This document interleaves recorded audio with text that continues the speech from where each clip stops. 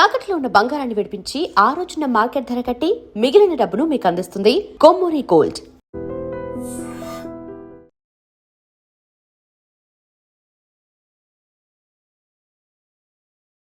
నమస్తే, welcome to I dream. నేను వలి. నటి అశురెడ్డి కేసు వివాదమైంది. 2018 నుంచి ధర్మేంద్ర అనే వ్యక్తితో పరిచయం పెంచుకుని నిన్ను పెళ్లి చేసుకుంటానని చెప్పి నమ్మించి దాదాపు 9,35,00,000 రూపాయలు తీసుకుంది. మొత్తం కూడా ఆస్తులు, కార్లు ఇవన్నీ కొనుగోలు చేసి తన పేరిట రిజిస్ట్రేషన్ చేసుకుంది.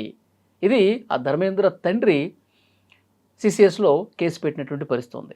దీని గురించి మనం మాట్లాడదాం. ప్రస్తుతం నాతో పాటు స్టూడియోలో ఉన్నారు అనలిస్ట్ కృష్ణకుమారి గారు. మేడంతో మాట్లాడదాం. నమస్తే మేడం. నమస్తే మేడం, నటి ఆశురెడ్డి వివాదం మీరు కూడా చూస్తుంటారు, పొద్దు నుంచి అన్ని ఛానల్స్లో కూడా వస్తుంది. కోట్లు మేడం, దాదాపు 10 కోట్ల రూపాయలు. అసలు ఏం జరిగిందంటారు? జరగడం ఏమీ లేదు.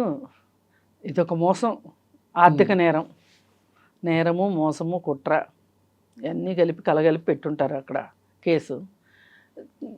చూద్దాం ఏమవుతుందో అని వీళ్ళకు ఉంది. ఎట్లయినా మేము డబ్బులు తీసుకోగలము, మేము ఇచ్చింది వైట్ ట్రాన్సాక్షన్ అనే నమ్మకం వాళ్ళకు ఉంది. ఈ లోపు ఏదో ఒక లాబీ జరగకపోద్దా? ఏం చేస్తారంట మహా అయితే అన్న లెవెల్లో వాళ్ళు ఉన్నారు. చాలా సింపుల్గా ఆవిడ ఒక నిన్న వీడియో ఒకటి రిలీజ్ చేసింది కదా, ఏవేవో వార్తలు రాస్తున్నారు నా గురించి. అసలు మీకు ఎవరు చెప్పారు ఇవన్నీ? ఎందుకు మీ ఇష్టారీతిని మాట్లాడేస్తే సరిపోద్దా? ఎవరు మాట్లాడబోకండి, జాగ్రత్త, షటప్ అన్నట్టు పెట్టింది. యాక్షన్ తీసుకుంటాము, షటప్ అని పెట్టింది. ఇప్పుడు అతని దగ్గర నుంచి 9.5 కోట్లు గుడిచప్పుడు కాకుండా తీసుకున్నంత ఈజీ కాదు అందరి నోర్లు మూయించాలి అంటే. ఏం పనులు ఇవి? పాప వాళ్ళ నాన్న చూస్తే చాలా బాధ వేసింది నిన్న. నాకైతే ఏమి తెలియదండి, అతనితోటి పెళ్లి సంబంధం అనే మాట అయితే నాకు తెలుసు, మాకు కాల్ చేశారు, వాళ్ళు వచ్చారు, వాళ్ళ గురించి ఎంక్వైరీ చేస్తే మాకు వాళ్ళ ప్రొఫైల్ నచ్చలేదు, అందుకని వద్దులే అనుకున్నాము.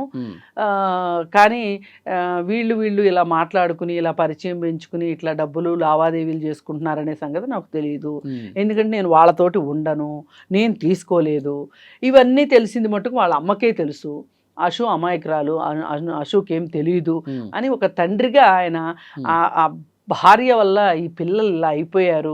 చక్కగా చదువుకుని మంచి ఉద్యోగాలు చేసుకుంటా ప్రొఫెషనల్స్గా అవ్వాల్సిన ఆడపిల్లలు ఇలా ఈ ఫ్యాషన్ వరల్డ్కి అలవాటు పడిపోయి ఈ తల్లే ఇలాంటి కార్యక్రమాలు చేసింది, ఈ సినిమా పిచ్చి ఇదంతా ఎక్కిచ్చింది పిల్లలకి అనే ఒక బాధ ఆ తండ్రి గొంతులో ధ్వనించింది. కొంచెం వెనకబాటుగా ఉన్నప్పటికీ మాటలు, ఆడపిల్ల మీద చెడు పేరు వస్తే తల్లే సమాధానం చెప్పాలి, మగపిల్లోడి మీద వస్తే తండ్రి చెప్తాడు, ఇలాంటి మాటలేవో కొన్ని కాస్త గందరగోళం మాటలు ఉన్నప్పటికీ ఆయనలో ఉన్న బాధని నేనైతే చూడగలిగాను. చాలా బాధ అనిపించింది. అన్నీ ఎలా చెప్పుకుంటామండి. ఆమె బిగ్ బాస్ లోకి వెళ్ళిన దగ్గర నుంచి కూడా అసలు పూర్తిగా బిగ్ బాస్కి వెళ్ళక ముందు మా ఆవిడతో మాట్లాడుతుండేదాన్ని. బిగ్ బాస్కి వెళ్ళిన దగ్గర నుంచి మా ఆవిడతో నాకు అసలు సంబంధాలే లేవు, ఆవిడ మా దగ్గర ఉండదు. సరే ఎక్కడన్నా ఉన్నాయి, ఆడపిల్లల దగ్గర తల్లి ఉంటే మంచిది కదా అని చెప్పి అనుకున్నాము. నేనే అప్పుడప్పుడు వెళ్తుంటాను, వెళ్ళినా నాకేమన్నా పనులున్నా నేను లాడ్జిలో అది ఉండి నేను చూసుకుంటాను తప్పితే వాళ్ళు ఉన్న చోటకు కూడా నేను వెళ్ళను అని ఆ పాప ఆయన చెప్తూ ఉంటే ఇండస్ట్రీ వాతావరణం అసలు నాకు నచ్చదు. అసలు నాకు సరిపడే విషయాలు కాదు. బిగ్ బాస్, ఇండస్ట్రీ, ఫ్యాషన్ వాళ్ళు ఎంతకీ చక్కగా తెలివైన పిల్లలు, బాగా చదువుకున్నారు, క్యాంపస్ సెలక్షన్స్లో ఉద్యోగాలు వచ్చినాయి, ఎంఎస్లు చేశారు, వాళ్ళ భవిష్యత్తు బాగుంటుంది అనుకున్నాను. పైగా ఇప్పుడు ఈ ధర్మేంద్ర కుటుంబం గురించి ఆయన ఎంక్వైరీ చేసి కూడా వాళ్ళు కాల్మనీ కేసు ఉందంట వాళ్ళపైన, ఇతనికి పెళ్ళి అయిందంట, ఇతను విడాకులు తీసుకోబోతున్న కోర్టులో కేసు నడుస్తుందంట, ఇవన్నీ తెలిసి వద్దనుకున్నాము అన్నాడు. అదే ఇంకొక అతను అనుకోండి, వీళ్ళ దగ్గర డబ్బులు బాగానే ఉన్నాయి, పర్వాలేదు, ఎలా అయితే ఏమైందిలే అనుకునేవాళ్ళు. కానీ ఆయన ఆ అబ్బాయికి పెళ్ళయింది, విడాకులు అనేసరికి అతను నా కూతురికి ఏం కష్టాలు ఉంటాయో అని ఒక తండ్రిగా బాగానే ఆలోచించి సంబంధం వద్దనుకున్నాడు. కానీ వీళ్ళు మటుకు బంగారు బాత్ దొరికింది ఇంతే చాలన్నట్లు వీళ్ళు బాగా, వీళ్ళ ట్రాక్ రికార్డ్ బాగాలేకపోయినా కంటిన్యూ చేశారంటే డబ్బు ఆశే. క్లారిటీ క్లియర్గా తెలిసిపోతుంది ఇక్కడ. మీకు రెండో డౌటే అక్కర్లేదు, ఆ అబ్బాయి దగ్గర డబ్బులు ఉన్నాయి. ఫస్ట్ ఒక 70 లక్షలు తీసుకున్నారు, నేనేదో ఆ చదువుకి వాటికి అప్పులేనివి అని చెప్పి కట్టడానికి అని చెప్పి తీసుకున్నారు. తీసుకొని ఆ 70 లక్షలు తీసుకున్నాక పెళ్లి చేసుకోను అనడం మొదలెడితే అతను ఆ 70 లక్షలు నాకు ఇచ్చేయమనంటే అదేదో హేమ కూడా మధ్యవర్తిత్వం చేసిందన్నారు. ఏదో మొత్తానికి ఆ 70 లక్షలు కూడా ఇవ్వాల. మళ్ళీ తర్వాత ఎలాగో వీళ్ళు ప్యాచప్ అయ్యారు. ప్యాచప్ అయ్యి మళ్ళీ కలిసి తిరగడం మొదలెట్టారు. అతను డబ్బులు ఇస్తున్నాడు, ఈవిడ ఇక్కడ ఇప్పుడు బహుశా నేను అనుకోవటం ఇద్దరి పేరుతోనూ వెళ్ళా తీసుకోమని అని అతను డబ్బులు పంపించుంటాడు. ఈమె తన పేరుతో తీసుకుందంట. కారు కూడా అతను పంపించిన డబ్బులతోటే తన కారు కొనుక్కుందంట, నగలు కొనుక్కుందంట. సరే ఏది ఏమైనా డబ్బులు ఇవ్వాల్సిన మాట వాస్తవం. ఇప్పుడు ఈమె ఆయన్ని పెళ్లి చేసుకుంటే ఏ గొడవ లేదు. మళ్ళీ పైగా అతను ఈమె పెళ్లి చేసుకోదు అనే వాతావరణం వచ్చేసింది, అతనికి అర్థమైపోయింది. అర్థమైనమ్మటే డబ్బులు ఇచ్చేయమని అడుగుతుంటే నేను చచ్చిపోతాను అని 2 సార్లు సూసైడ్ అటెంప్ట్ చేసింది అని చెప్పి చెప్తున్నారు. అది ఎంతవరకు వాస్తవం? నేను నీ పేరు రాసి చచ్చిపోతాను అని కూడా బెదిరించిందంట. అవన్నీ కూడా వాళ్ళు కంప్లైంట్లో రాశారు. ఇవి ఇది చాలా కీలకమైన పాయింట్. చచ్చిపోతాను అని బెదిరించడం చూసారా, అది చాలా బ్లాక్మెయిలింగ్ కిందకు వస్తుంది. అదొకటి. డబ్బులు వైట్ ట్రాన్సాక్షన్, ఇవన్నీ వీళ్ళు ఖచ్చితంగా సమాధానం చెప్పుకోవాల్సి వస్తారు. అంటే వీళ్ళు ఏమనుకున్నారంటే ఏరా అంత అమాయకుడుగా డబ్బులు ఎలా ఇచ్చేవరా అని అంటారు, ఆ ఉద్దేశంతో అతను ఎవరికి చెప్పుకోలే అని వీళ్ళు అనుకున్నారు. అందుకని వీళ్ళు అంత సీరియస్గా తీసుకోవాలి అతన్ని. కానీ కథ అడ్డం తిరిగింది. ఇప్పుడు ఎప్పుడైతే వీళ్ళు నేను పెళ్లి చేసుకోనని ఈ అమ్మాయి కరాఖండిగా చెప్తుందో, డబ్బుల గురించి అడిగినప్పుడు చచ్చిపోతానని అలా ఎప్పుడైతే బెదిరిస్తుందో, ఇక అతనికి కూడా ఆశపోయింది ఈ అమ్మాయి మీద. పైగా ఈ అమ్మాయికి ఇంకెవరో కొత్త బాయ్ ఫ్రెండ్ కూడా ఉన్నాడంట. ఇవన్నీ చూసి ఇక అతను అడిగాడు. ఇక ఇలా కాదులే అని చెప్పి కేసు పెట్టారు. ఇప్పుడు ఎఫ్ఐఆర్ అయింది. దాంట్లో క్లియర్ కట్గా డబ్బులు ఎప్పుడెప్పుడు ఎలా ఇచ్చింది, ఏ బ్యాంకుకి ట్రాన్స్ఫర్ చేసింది అన్నీ ఉన్నాయి. మరి వీళ్ళు ఖచ్చితంగా ఇప్పుడు ఈమె తీసుకుంటమే కాకుండా వీళ్ళ అక్క కూడా ఒక 50 లక్షలు తీసుకుందంట. కానీ అసలు ఎలా నమ్ముతారు మేడం? అంటే నేను ప్రేమిస్తున్నాను, పెళ్లి చేసుకుంటాను, నువ్వే నాకు కావాలి అంటే కోట్లు, లక్షలు కూడా కాదు, కోట్ల రూపాయలు అసలు ఎలా ఇచ్చారో అర్థం కావట్లా. ఏదైనానండి, వాళ్ళు ఇచ్చారు, వీళ్ళు తీసుకున్నారు. వీళ్ళిద్దరి మధ్యలో ఒకళ్ళనొకళ్ళు నమ్మారని అనుకుందాం. మొదట ఈమె కూడా నమ్మే ఉండొచ్చు, అంటే నిజాయితీగానే ఉండొచ్చు. తర్వాత ఏదో ఒక రీజన్స్, ఏది ఏమైనా మోసం చేయడం తప్పు. ఇప్పుడు ఒక క్యారెక్టర్ అంటే దొంగతనం చేయడం, రెండో వాళ్ళది లాక్కోవటం, మాయ చేసో, మోసం చేసో, మాయ మాటలు చెప్పో, ఇవి లేని వాళ్ళు క్యారెక్టర్ లేని మనుషులు లెక్క అయితే. కానీ మనం ఏమనుకుంటామంటే జనరల్గా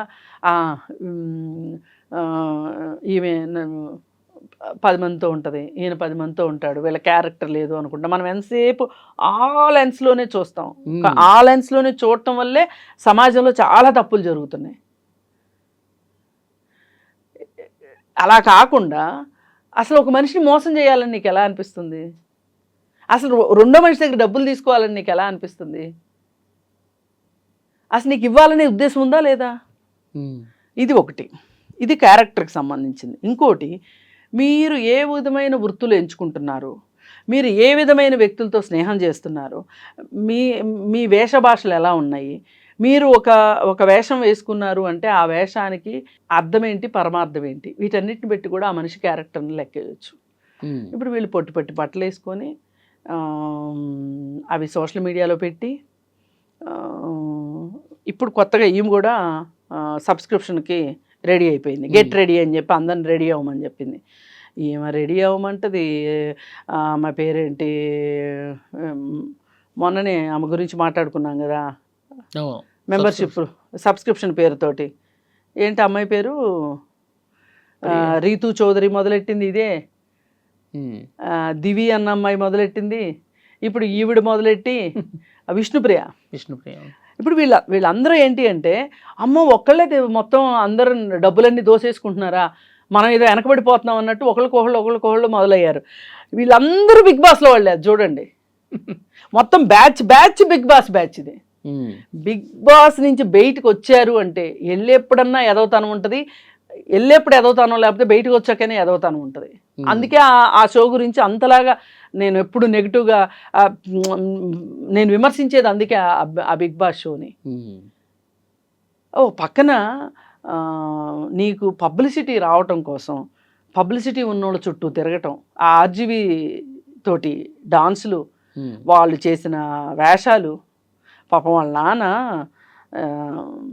బిగ్ బాసు ఈ సినిమాలు ఇవి మాకు ఇష్టం లేదు అని అన్నాడు. కానీ పాపం ఆర్జీవితో వేసిన డాన్స్ గురించి చూస్తే ఏ తండ్రికైనా, అలాంటి మధ్యతరగతి తండ్రికి అయితే మటుకు చాలా బాధకు గురవుతాడుగా, చాలా బాధకి గురవుతారు. మరి ఇలా మీరందరూ ఇట్లాంటివి చేస్తూ ఉంటే ఇది కదా అసలైన క్యారెక్టర్ ఉండటం లేకపోవటం అనేది.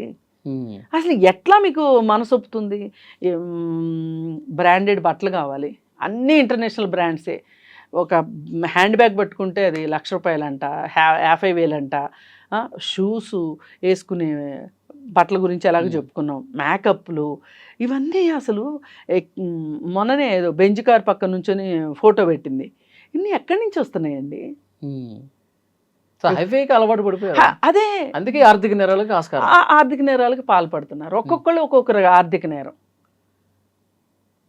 ఇవన్నీ చూస్తే పోని ఎవరైనా మీకు ఇంత లగ్జరీ లైఫ్ కావాలని అనిపించింది, ఎవరైనా ఒక బాగా మీరు సంపాదించలేకపోయారు, బాగా డబ్బులు ఉన్న అతన్ని చూసి పెళ్లి చేసుకుందాం అనుకున్నారు, చేసుకుని లైఫ్లో సెటిల్ అయ్యారనుకోండి. ఇప్పుడు ఒకప్పుడు ఆమె పేరు అనిల్ అంబానీ పెళ్లి చేసుకున్న ఆవిడ స్ట్రీకింగ్ చేసింది, ఆవిడని పెళ్లి చేసుకున్నాడు అతను. కానీ ఆవిడ మంచి ఆర్టిస్టు, ఆమె సినీ ప్రపంచం మొత్తం వదిలేసేసి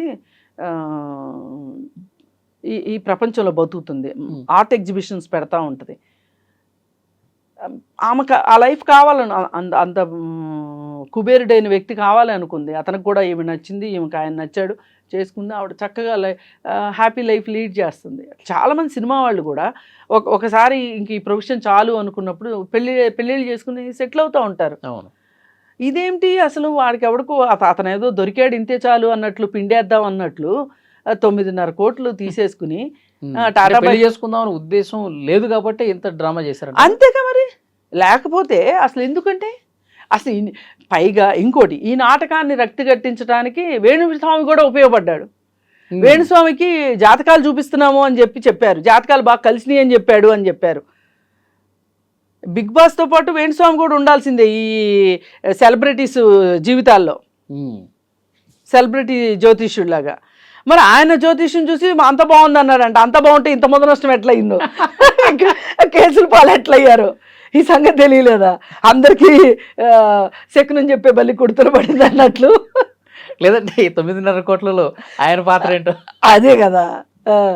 అయితే ఆమెను కామాఖ్య టెంపుల్కి తీసుకెళ్ళి పూజలు చేయించాడంట. ఇవన్నీ ఎలా ఉన్నాయంటే, గ్లామర్ వరల్డ్ని, గ్లామర్నే పూర్తిగా నమ్ముకుంటే మటుకు ఎప్పటికైనా ఇలాంటి ఏదో ఒక దాంట్లో పడటం ఖాయం. మేడం ఇక్కడ పెడదారిని పట్టడానికి ఆ తండ్రి చెప్పిన మాటలను బట్టి తల్లే కారణం. ఇప్పుడు కాదు, ఆయన ఆక్రోశము, ఆయన ఉక్రోషము ఆయన మాటల్లో కనిపించింది. వాళ్ళ అమ్మకి తెలుసు జరిగేదంతా, మా అశోక్ తెలియకపోయి, మా అశు అమాయకురాలు, వాళ్ళ అమ్మకి అంతా తెలుసు అని చెప్పి మాట్లాడుతున్నాడు. ఆయన కూతుర్ని ఆయన బాగానే వెనకేసుకొచ్చుకుంటున్నాడు. కానీ ఈ భార్య వల్ల, ఆమెకున్న డబ్బాసి వల్ల ఈ ఆడపిల్లలు అయిపోయారు అని ఆయన బాధ ప్రస్ఫుటంగా కనిపిస్తుంది. నిజంగా అండి, అంత బాగా చదువుకున్న పిల్లలు, ఫారిన్ కూడా వెళ్ళి ఉద్యోగాలు వచ్చేంత పరిస్థితి ఉన్న పిల్లలు, ఉద్యోగాలు చేసిన పిల్లలు ఈ గ్లామర్ ప్రపంచానికి రాకపోతే గనక చక్కగా మంచి ప్రొఫెషనల్స్గా జాబ్ చేసుకుంటా, చూడడానికి గుడ్ లుకింగ్, మంచి ఉద్యోగం ఉంది కాబట్టి చక్కగా మంచి మ్యాచ్ వచ్చి పెళ్లి చేసుకుంటే బాగుండేది కదా. ఇప్పుడు చూడండి, నేనేమి గ్లామర్ వరల్డ్ని తప్పు పట్టట్లే, మీరు గ్లామర్ వరల్డ్లో కూడా మిమ్మల్ని మీరు నిరూపించుకోవచ్చు, కళామ తల్లికి సేవ చేయొచ్చు, కాదని ఎవరు అనట్లా. కానీ ఈ కళామ తల్లి చెప్పలేదుగా ఇట్లాంటి మోసాలు చేయమని, ఆర్థిక నేరాలు చేయమని కళామ తల్లి చెప్పలేదుగా. అవును, ఇది నటనకు సంబంధించిన వ్యవహారం కాదు. ఇది కేవలం గ్లామర్నే నమ్ముకుంటే, స్కిన్ షోనే నమ్ముకుంటే వచ్చే ఫలితం ఈ విధంగా ఉంటుంది. ఈ విధంగా ఉంటుంది. Yeah. మనం ముందే డిసైడ్ చేసుకోవాలి. మనం మన స్ట్రెంగ్త్ ఏంటి, మన వీక్నెస్ ఏంటి, మన స్ట్రెంగ్త్ ఎక్కడుంది, దాని ప్రకారం వెళ్ళాల్సిందే తప్పితే ఇలా గ్లామర్ వాళ్ళు కావాలి అనుకుని వెళితే ఇలాగే అవుతుంది.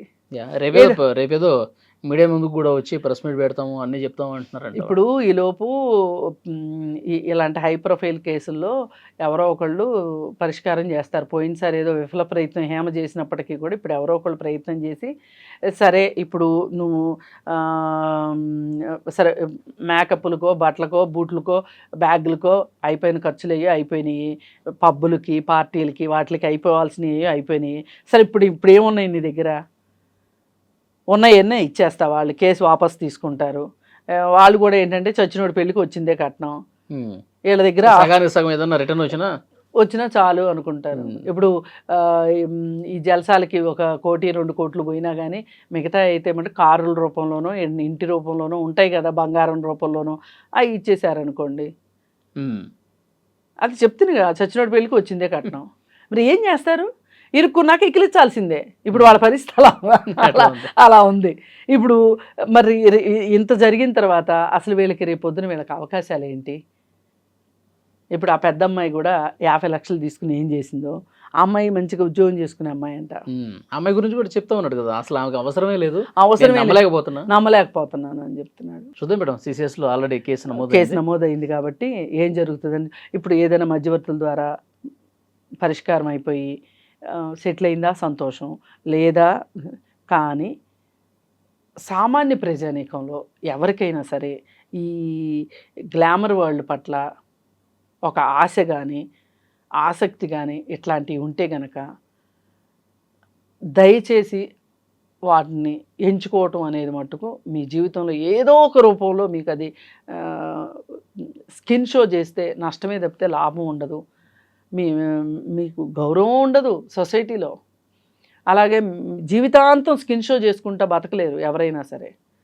ఇప్పుడు సినిమాలు అనుకోండి, ఎప్పటికప్పుడుగా సినిమాలు వస్తున్నాయి అనుకోండి, ఏదో అలా ఇప్పుడు పాత రోజుల్లో చేశారు అంటే ఒక్కొక్కళ్ళు ఎన్ని సినిమాలు చేసేవాళ్ళండి. 150 సినిమాలు 200 సినిమాలు చేసిన లేడీ ఆర్టిస్టులు ఉన్నారు. ఇప్పుడంటే వాళ్ళ కాలం తగ్గిపోయింది కానీ నిడివి తగ్గిపోయింది కానీ మరి అలాంటప్పుడు ఏమనుకుంటున్నారు, వీళ్ళు దీపం ఉండగానే ఇల్లు చక్కబెట్టుకోవాలి అని అనుకుంటున్నారు. అందుకే ఇట్లాంటి పాటలు. అందుకని ఇవి మామూలు ప్రజలకు పనికొచ్చేవి కాదు. ఇప్పుడు ఈ వీళ్ళని చూసే ఈ రీల్స్ షార్ట్స్ వీటిల్లో ఈ సబ్స్క్రిప్షన్స్ ఈ ఆడపిల్లలు మధ్యతరగతి వాళ్ళు కావచ్చు, దిగువ మధ్యతరగతి వాళ్ళు కావచ్చు, వీళ్ళు వేసి కాస్త మేకప్లు వేసుకొని ఏదో ఒకటి రీల్ తీసి పెట్టడం, ఈ రీల్స్ పిచ్చి ఇవన్నీ కూడా వీళ్ళని చూసే వీళ్ళు నేర్చుకుంటున్నారు. అందుకని ఇది కాదు, మంచిగా చదువుకోవాలి. లేదు చదువు రాకపోతే కాయ కష్టం చేసుకునైనా బతకాల్సిందే తప్పితే ఇలాంటివి కరెక్ట్ కాదు అని తెలుసుకోవాలి. ఇట్లాంటి వాళ్ళని చూసైనా సరే బుద్ధి తెచ్చుకోవాలని కోరుకుంటున్నాను. Thank you very much. Thank you.